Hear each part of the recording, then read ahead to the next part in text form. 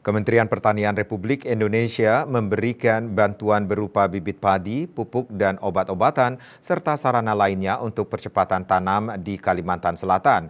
Menurut Kepala Dinas Pertanian dan Ketahanan Pangan DPKP Provinsi Kalimantan Selatan, Syamsir Rahman, bantuan ini merupakan bentuk komitmen untuk menjadikan Kalsel sebagai daerah penyangga pangan di Indonesia. Sebagai bentuk komitmen menjadikan Kalimantan Selatan sebagai salah satu penyangga pangan, Pemprov Kalsel terus berupaya meningkatkan realisasi produksi padi.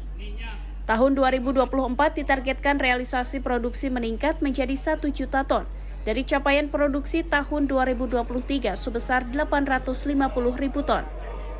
Mendorong percepatan realisasi tersebut, Kementerian Pertanian Republik Indonesia memberikan bantuan untuk percepatan tanaman pada lahan seluas 50.000 hektar.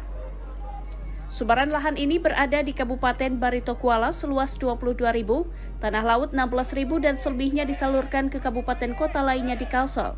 Kepala Dinas Pertanian dan Ketahanan Pangan DPKP Kalsel, Syamsir Rahman, merincikan bantuan yang disalurkan berupa bibit, pupuk, obat-obatan, pembuatan tanggul, dan sarana pendukung lainnya. Hal ini disampaikan langsung di Banjarmasin, Rabu 17 Januari 2024. Ia juga menambahkan jika bantuan tersebut langsung diterima manfaatnya oleh petani. 50.000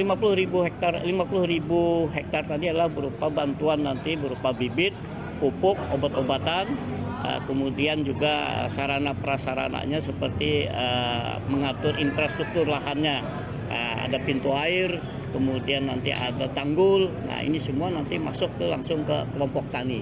Nah, saya berharap sektor pertanian tetap menjadi andalan Provinsi Kalimantan Selatan sebagai penyangga pangan Indonesia urutan ke-12 ya, dan tidak pernah bergeser.